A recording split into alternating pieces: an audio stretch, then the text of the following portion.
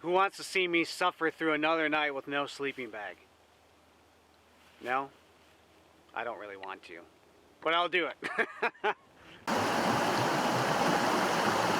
Well, we're gonna do that again with this type of shelter. We're gonna make a debris nest, but we're gonna simulate having some more resources. Last time in the other video, a couple weeks ago, when we stayed overnight in this shelter with no sleeping bag, we simulated being out in the open, being exposed, and just found this tree to get underneath it, and we just mainly had some grass. So now, let's go on the tree line, use some sticks, make a framework, and then still do this same type of shelter, stay overnight with no sleeping bag. Yep. Still gonna be cold, freezing. Nice. This spot's too exposed to the wind. It's been gusting up to 20-25 miles an hour from the south-southwest. We want to move into the tree line and get somewhere where it's less windy. Hey, thanks for all the comments and kind words in the last video. Just trying to help you guys out, trying to pass on the things that I learned from people smarter than me.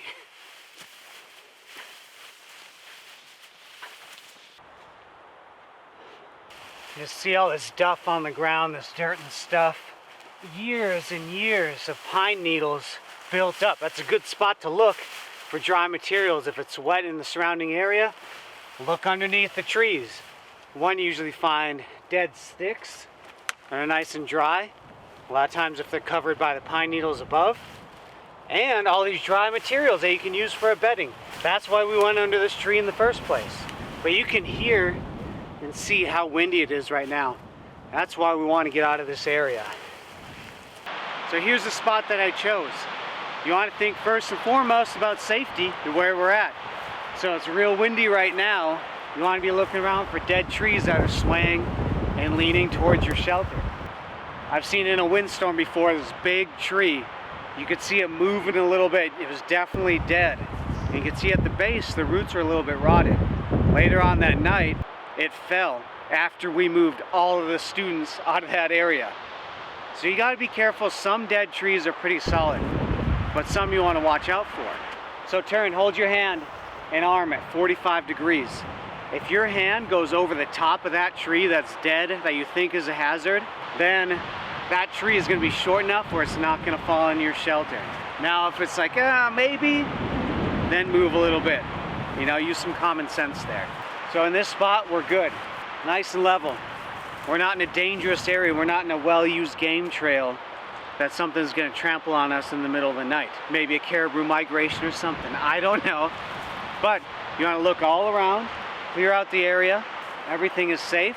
I'm not in a dry riverbed that could flood miles away and then wash me out in the middle of the night. I'm not in a slide avalanche area at the base of a mountain. If I look up at the base of a mountain and it's real steep and there's no trees, then that's probably a good indication that avalanches have been going down through there. So be careful, just be cognizant of what's going on. Have some ESEE or situational awareness in your area. This area is good. Now we can continue. Start out with the bed. Make sure that's nice and thick. 4 fingers compressed down. So it's going to be at least a foot thick. Make it as thick as you can, and then we'll make the framework. Oh, and for all my Air Force survival brothers that are out there that was going to give me a Q3 for not saying make sure you're near your resources as well. Make sure that you're close by water and that you're not expending a bunch of energy going to get water or getting shelter materials close to your trap line, things like that. You can start out with some rough stuff down at the bottom as long as it's trapping that dead airspace. We're making an insulation bed, not a bow bed, which is what a lot of people commonly call it. You're making an insulation bed. It can be made out of boughs, grass, anything to insulate you. Push down on it. Make sure that when you push down hard as you can, it's 4 fingers compressed. So test it out.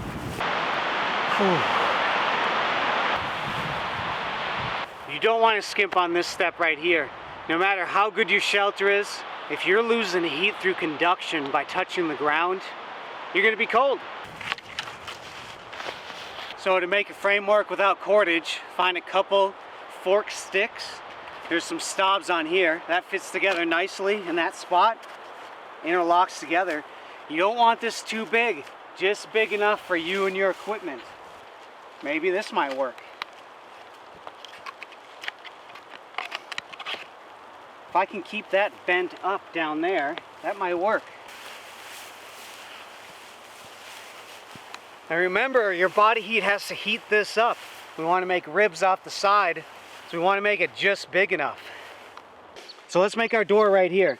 Put a couple sticks in towards the front, nice and close. And then before you get too far, use a stick and de-stob. Take all the stobs off.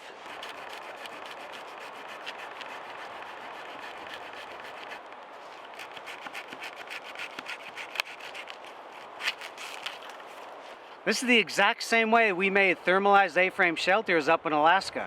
The difference there was we dug down to the ground, the bare earth. Still put insulation all around us. We made the framework just the same. And what that did, the earth is giving off right around 17 or 18 degrees all the time.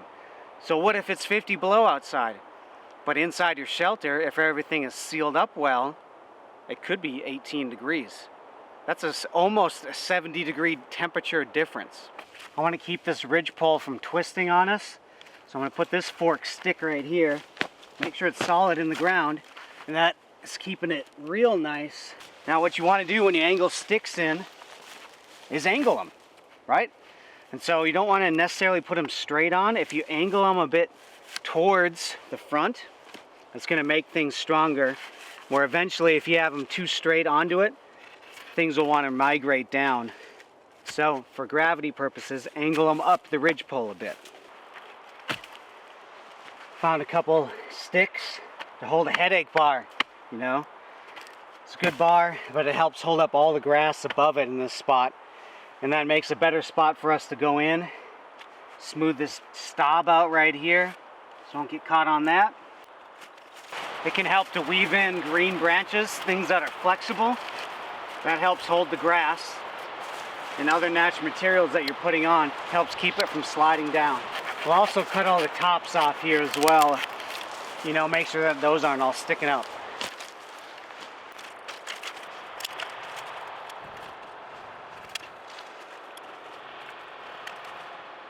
Stuff grass and insulation all around you on the inside. My insulation bed's gonna compress. I need to basically put a whole bunch inside there, fill it up, make like a type of cocoon.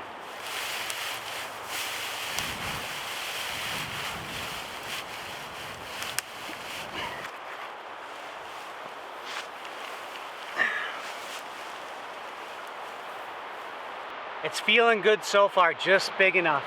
It has a little bit more space than I would like here. There's about a foot higher, but I gotta be able to move around a little bit. So before I get in tonight, I'm gonna pull in a lot more grass and stuff it around me as well to stay warmer. All right, time to put grass on. I oriented my shelter 90 degrees to the wind, which you wanna do. It's more important with an open face shelter like a lean-to, because if it's facing open towards this way and the wind's coming from this way, the wind will come over the top and then circle back inside. So if you have a fire there, it's just gonna stay smoky all the time. So it's more important. I feel like it's a little bit less important with a debris nest like this, but it helps. So this took me hours to get this grass, and I reused the grass from the other shelter from the video. I brought it over here. So you want to make sure you have ample materials, and when you think you've had enough, go get double or triple that. So what we learned with the other one, the grass compresses with gravity. So another reason why you want more. You want it up to your armpit in depth, and more if you can. That'll keep the wind, the weather, the rain, and the insulation and heat inside.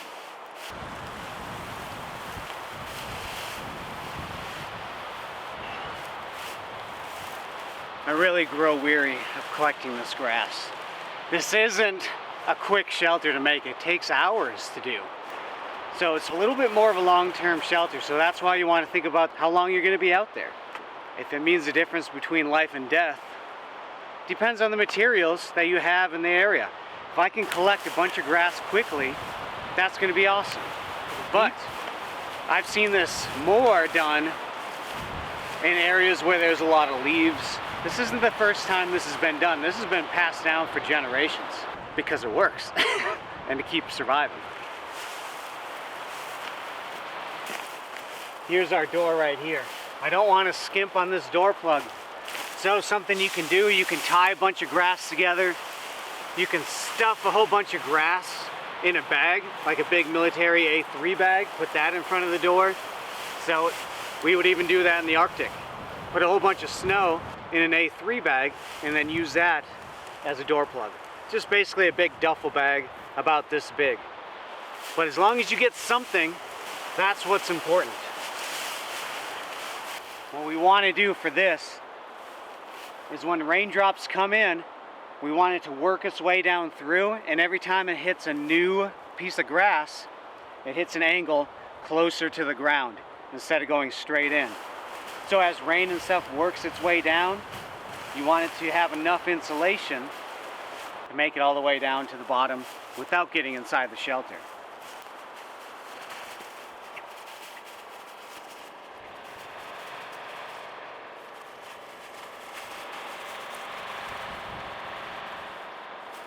You can also take branches, put them on the outside if it's real windy, and help hold some of that grass in. I wouldn't do too much and compress it too much, but it just depends how windy it is.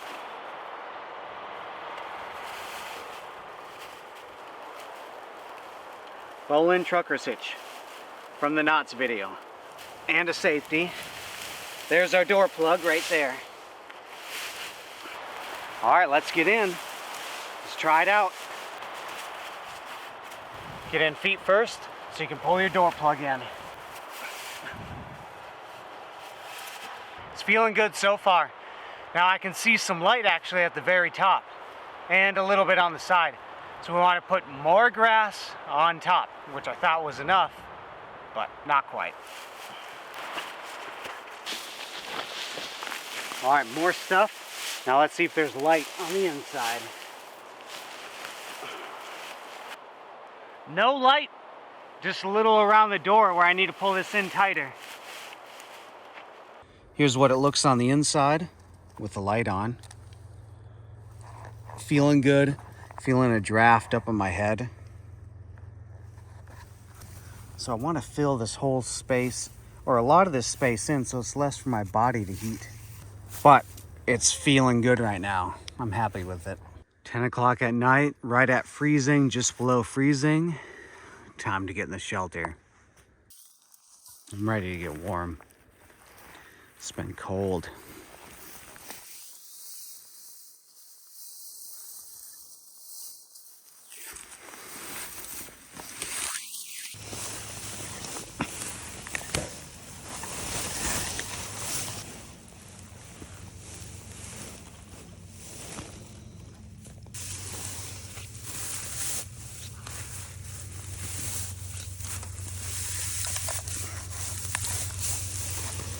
Make a little sleeping bag over my feet and body. That's gonna help out. There's a lot of space up here. I like to pull a lot of this stuff down and bring that all in closer in through here. So there's a lot less space to heat up. It's late. We're tired. I think we're gonna sleep well. Right now it's already getting up to 34, 35 degrees. A lot warmer feeling in the body. Now it's 2:20 in the morning. It's cold in here. There's some air coming in. I need some more grass around me. There's a little bit of air coming in just by the door is all. I need more grass around my body. Just kept me warm. Slept for 3 hours. I need to take a little bit of this door material, or a lot of it, put it all around me, because there's some air coming in around the door or something. But I can already feel the difference. put it touching you to hold that heat in. Oh, good morning. It's 4 o'clock in the morning. I woke up at 2, pulled a bunch of grass around me, slept for another couple hours. I'm gonna see if I can fall back asleep or just lay here until it gets light out, try and stay warm. I'm warm, but my feet are cold right now. Everything else is pretty good.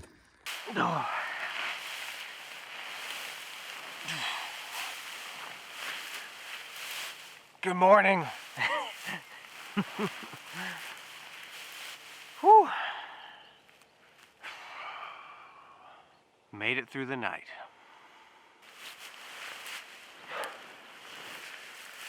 I woke up about 6 in the morning and then was just laying there for a while until it got light out. But I woke up 2 times throughout the night. And then the one time I was cold. My feet were cold.